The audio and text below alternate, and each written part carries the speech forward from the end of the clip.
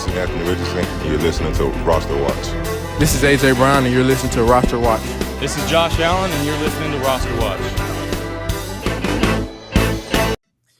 Ladies and gentlemen, RosterWatch Nation, welcome back to the Epic RosterWatch podcast, brought to you by RosterWatch.com. My name is Alex Dunlap, here with Cody Carpentier and Can't Miss Mitch for the Week 5 edition of the Circa Millions Cast, where we argue over our 5-pick entry against the spread to the Circa Millions contest, where we're coming off a good week, a week where we got a little bit hurt by some happenings that had not much to do with us, specifically in Miami with Will Levis getting hurt / benched. Didn't help that pick for us, and certainly with some horrible officiating in that Cleveland Las Vegas game, but still managed to pull off a 3-2 week, coming off of a 4-1 week the week before, and sitting at, I think, an even 60% on the season so far. Correct, Mitch? Yep, you got it. What about the algo, man? It's been on fire, dude. We talked about it before we hit the record button. The algo's been on fire. Weird slates too. For week 3 and week 4, and 10-6 on both. How can you be mad about that? The high value plays are at 60%. We're at 60%, and probably a very strong correlation to that.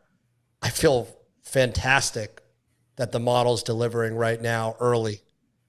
And even it picks every single game, and some of the games aren't high value, and so it's like, but it's like, even if you bet every single game that the algo picked, you would still be very, very profitable. It's 56%, 34 and 27. So if you want to, it's good, man. That's the entire slate. Some interesting things too. Let me just dive into this real quick. So all the high value plays over 5 points on the value index, 11, 7, and 1, 61.1%.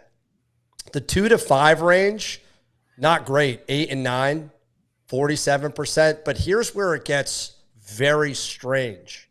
So when the algo's kind of given a little vibe that there's an advantage, 1 to 2 points of value, 10 and 5, 67%. That's the best metric so far year to date, other than the high value plays. So interesting.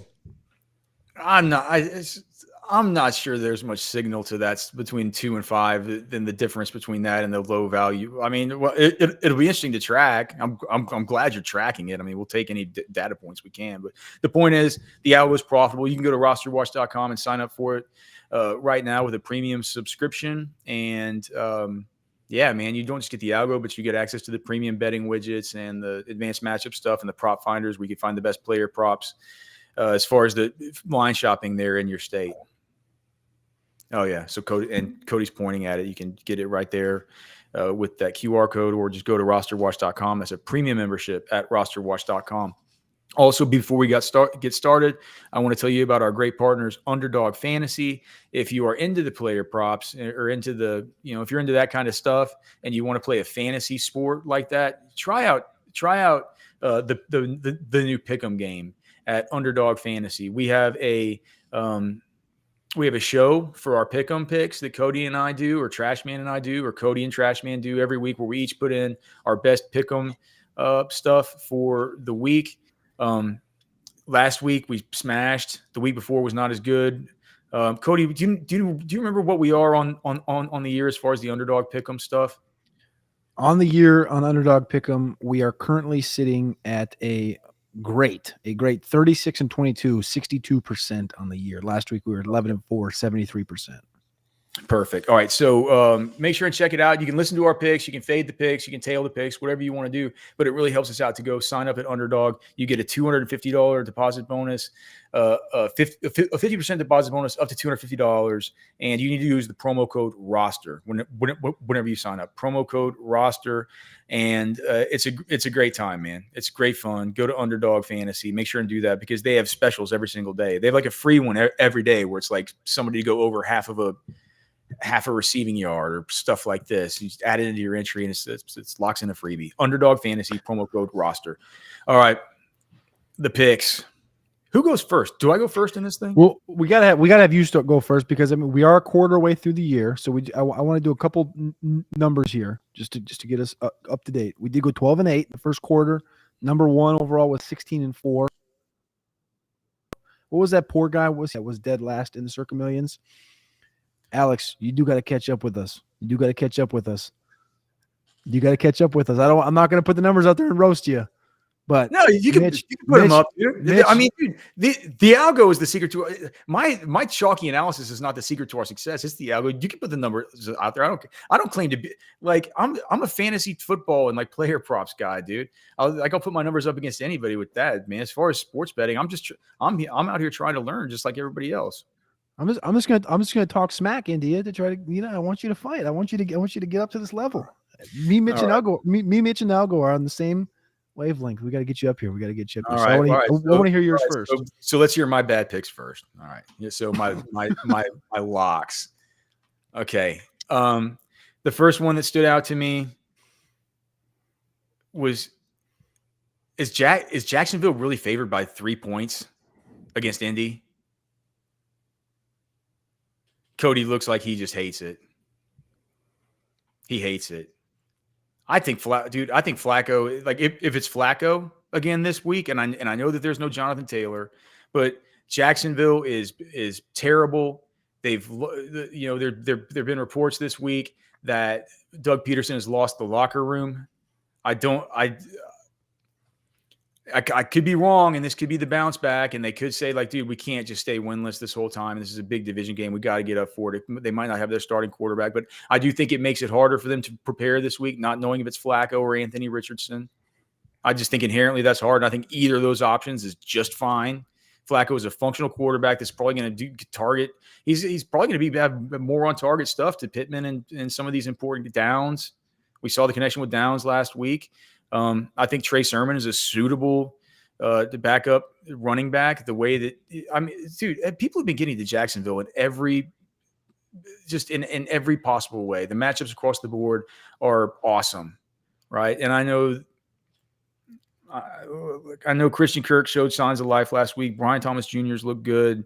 It's a division game, but it's like I'm just like, shouldn't Indy be favored here? And we're getting 3 points. So that's my pitch. What do y'all think? I like that. Honestly, I thought you were going Jacksonville. I think that Flacco adds a different vibe to this. I've talked to Matty Q on multiple shows about the way Richardson played the first few games. I was convinced to myself that if Flacco had played those games, that this team could have been 2-1 through the first three if Flacco was the starter. Jonathan Taylor's a high ankle sprain. We'll see what happens with that. I think they trust Sermon and Goodson, and this offensive line is good enough to be competent there. I don't trust Gus Bradley in this team.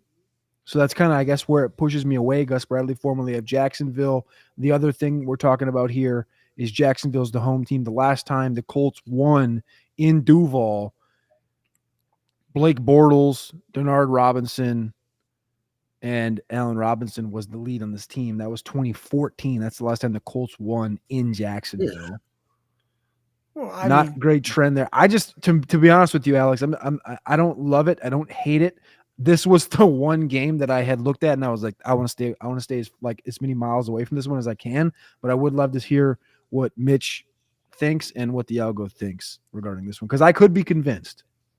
Yeah, if the algo had more value, I would be interested, and it just doesn't. It's really at fair market value. You're sitting at half point. It's not enough. It's really, below that point of value, which, is really fair market. So unless something happens in the Circa where the line is very favorable and then we see massive movement in favor and goes the other way, then maybe I can jump on board with the Colts somehow. I don't see it. This is a stay away for me. But I don't want to spend any more time on this. Honestly, I think you guys hit it. I heard it. But with the algo and just qualitatively, I think this is a perfect bounce back game for Jacksonville. They're going to win this game. They're going to win by a touchdown. I feel confident about that. But what else you got? All right, Commanders. I want Commanders -3 versus Cleveland. I hate Cleveland. I think their tackle situation is horrible. That backup center number 53 is terrible. The offense looks dysfunctional. They just got embarrassed by the Raiders. I mean, and Jaden. I mean, what more can I say about what more does Jaden Daniels need to do? He's probably the MVP front runner at this point. Like they're only 3-point favorites, and they're at home. That's basically saying, if you go by the old boomer kind of adage, is you get 3 points for home field advantage. I don't view these teams as being equal, and I'm not convinced that defense is as good this year. So that's my take. I mean, to me, it's just, I looked at it. That was the obvious one. I'm like, well, that looks, and maybe you guys think that's just too obvious and that's just too good a play for it to be good to bet on. But I mean, Jaden Daniels is a wagon by himself. Like, he's opened up Terry McLaurin to something we haven't seen from Terry McLaurin at all to this point. You know, they're 3-1 against the spread to this point. They're coming off a massive win against God, was it last week the Cardinals? What the hell am I thinking in my brain? Yeah. Last week was the Cardinals, right? And I think they're sitting in a spot now at 3-1 that, like, this division is kind of in flux, and there's opportunity here to pick up games before the going gets tough within division. I think Deshaun Watson's toast. I think Amari Cooper's on a real trade block right now. I don't know what this thing looks like. I don't believe anything about Cleveland. So I like Washington here. It's probably not going to be one of my top 4 plays, but I think I probably end up with Washington when we get our top 7 done on Saturday. It'll probably be like 6 or 7 for me. Mitch? My gut says Washington. The algo goes against it, and it likes Cleveland. You talked about the defense not being as good. They're getting there. It's early. They're ranked second in completion percentage. Washington is ranked first. Let's think about something else. Washington's defense is non-existent. So I think they showed up Watson some last week. They showed up some last week, and I know it's Arizona, but there were times I was like, dude, I think this defense is good. Maybe coming around a small bit last week. It's just from the eyeballs. I think anytime you see a blowout, it just completely gets coaching out of a rhythm. They have no idea. They're one track. They get punched in the mouth, and they go one-dimensional. So there's only one way to keep up, and that's just to heave the ball. It's not a recipe for success. I tend to throw those games out, but you just look at statistically, the yards that Washington gives up. They're ranked 27th. They're ranked 31st in yards per play. They're ranked 31st in yards on the ground. To me, it's one of these things that I think Deshaun is going to have a day, and Cleveland could hang around. So I think this is a 3-point game. I don't like this game either way. It's a stay away. All right. Those are my favorites. Cody, what do you got? I'm gonna get gross here for a second, but I like Denver. Denver's 2-2 right now. I think the line is 2.5 against the Raiders at home at Mile High. Afternoon game. They've been grody here against the Jets, but the Jets they're a mess internally, but they're a good football team, and they beat them. And Bo Nix has been kind of back and forth here. He's played some very good defenses in Seattle, Steelers, Buccaneers, and Jets, some very talented and sound, I would say, stylistic defenses. Now he gets the Raiders. And there's no Devontae Adams. Devontae Adams, I mean, Alex, you're going to have to bend the knee sooner or later on that whole thing. But I like Denver here straight up. What's the point? 2.5. Like, I think this is a good number here for Denver. I think that's probably my most bullish pick of the week. This is going to be tough for me to get behind. I just don't see Denver. They go across the coast. They hang around. The Jets look, I don't know what they were doing, but a 10-9 victory, and now we're on Denver trying to lay 3 points. Maybe, I don't know. Something's going on in Vegas that I can't quite pinpoint, because every time that we try and drop the Raiders, whether it's, missing linemen, now we're missing a marquee receiver, they seem to respond with Minshew magic. I don't know what it is, but I don't know. I'm afraid. To me, I'm afraid of the Raiders. I just can't get behind it. I mean, I don't hate the only way I could get behind it is if we find out for sure that Max Crosby's not playing. I just think he'd be a major problem for Bo Nix. You know, I don't think they have a tackle who can block that guy. But he didn't practice today, so we can stick it in the. Mitch says he's not in on it. I mean, for me, I would stick it in the maybe pile. These are 3-point games. I just don't like that number. I don't like that number. Maybe you'll like this one better then, because I got Arizona plus 7.5 traveling to San Francisco. Period. Why? I like this Arizona team. San Francisco has not been near the dominator that we saw of past couple of years. And I don't believe in San Fran. They just beat New England 30-13.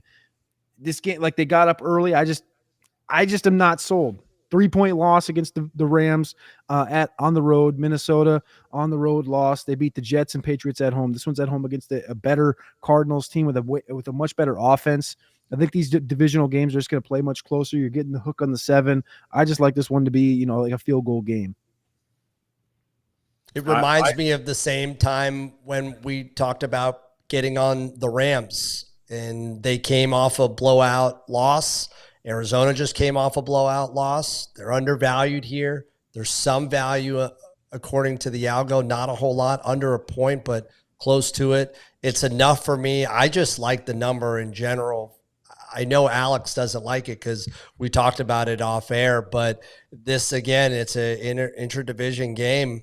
I got to go with the 7.5 interdivision. This team is not that bad. This is a good football team. It just got out of hand last week. Well, I'm not gonna use the fade card on it. So I mean, it's like I don't love it, but there's been a million bets you guys have made that I haven't liked and haven't used the fade card. The only time I've used a fade card was last week, and I guess I didn't. It wasn't technically bad. It saved us from getting a push. Right? Was that it? Right? It was that KC -7 where I just said, man, we can't take the Chargers with their no tackles and stuff. So. Yeah, I'm not going to use the fade card on it. I mean, I go to bed every night just thanking my lucky stars that I didn't use the fade card on the Rams that week, because I still wouldn't be hearing the end of it from you guys. Oh yeah, you might have been kicked off the show if you'd have used it on that. So I would stick that one in the pile, I guess, man. I mean, the algo likes it, Cody likes it, Mitch likes it. I mean, I guess that's in. All right, Mitch. All right, Mitch, what do you got? What do you got? Gents, I'm going to go with the Rams at home. I think they found something. You guys love Green Bay. I don't know if it's going to be something that you're going to get behind. Here's the only reason why. I like the team at home getting 3.5 points. I love home dogs. And if we can get that 3.5 number at home, that half point's critical. Field goal game. This is going to be a low-scoring game. These guys are at home. Here's the secondary component. At the top of the show, I threw in an interesting odd data point that the algo is 67% in that 1 to 2 point range. And this is one of the games that's in that 1 to 2 point range. There's only 2 games there. It's the one that I like most. So I got to stick with the Rams at home as a dog. It feels too easy. I don't love it. I thought, Green Bay really stormed back in the second half of that game last week. But they looked terrible in the first half, I guess. That's something you could point to. McVay, he's a good coach, man. I don't love it. It's not the top of my list. I don't know, Cody. Do you like it? I don't want to call it a stay away because I don't think it's a stay away, but I think I need a couple days to marinate. That's why we do the show on Wednesday, because we bring it up in conversation, we talk about it, and we got a couple days to really cook and marinate over it. It's interesting because I do like the narrative of the Rams being at home, being dogs. I do trust Stafford against the Packers. And they're slowly getting healthy. We see what Kyron Williams looks like. We see Aaron Jones last week goes for like $130 against the Packers. And this is a team that can get beat. Jair Alexander didn't play last week. We'll see what he looks like when Friday, Saturday rolls around. I'm kind of on the fence with this one, but I do like getting the points at home for the Rams. So I still think the Packers are the best roster in football. I've said that. I still believe that. I just, again, no Jair. Well, here, I mean, Love wasn't himself last week. So I'm like I said, I'm just very much. He on was the in the fence with second half. Once he started balling out, dude, they were getting walked like puppy dogs. Like they were playing prevent. I understand your point, but the guy threw 3 picks. Like he wore the Brett Favre jersey when he walked in on purpose. He knew what he was about to do. He was not good for the majority of that game. We need to think that over a little Let's bit. marinate on it. Okay, that's a 3-day wait game for me. I'll think about that one. We don't want any buyer's remorse here. Exactly why you pointed out that we make that decision on Saturday afternoons, multiple nights to sleep on it. Guys, I have not been wrong one game on my calls on my own New England Patriots. Faded them last week, San Fran. I've had them. I really like them to bounce back for a victory. It's almost at a pick 'em. I'm seeing -1. Algo, I think, has this as an outright victory. Patriots at home. They're talking about making a change at running back. I don't think it matters because they can run. I think Gibson and Stevenson could have 100-yard days. That Miami defense absolutely stinks. Foxborough at home, as bad as New England, they're going to pick up a victory this weekend. Mark my words. Sign me up. Jalen Phillips officially done for the year. Tua not going to be back till week 8, week 9. We've been hoping this Huntley thing was going to help the receiving core. It didn't. It won't. We've seen the dynamo that Gibson has brought back to the table. We knew it was in there, and we saw it in Washington, and we've been waiting for a team to do it and utilize Gibson the proper way. And it seems like we're on the brink of this actually becoming, hopefully, a thing. What is it, 4 years in the making since that Senior Bowl for Antonio Gibson. I don't love it because it's New England. It's not a good football team, but Miami sucks right now. And you kind of have to take it for what it is. We have a veteran in Jacoby Brissett, and they have they're fighting internally between Tyler Huntley and Skylar Thompson in that Miami room. So I hope it's a pick 'em, or I hope they give us a number that's plus half. I would love that. The game might end 0-0, so pick 'em would be great. Yeah, I mean, come on, let's be honest. I'll take that. But yeah, I like New England. This is Anthony Richardson, and you're listening to Roster Watch. This is AJ Brown, and you're listening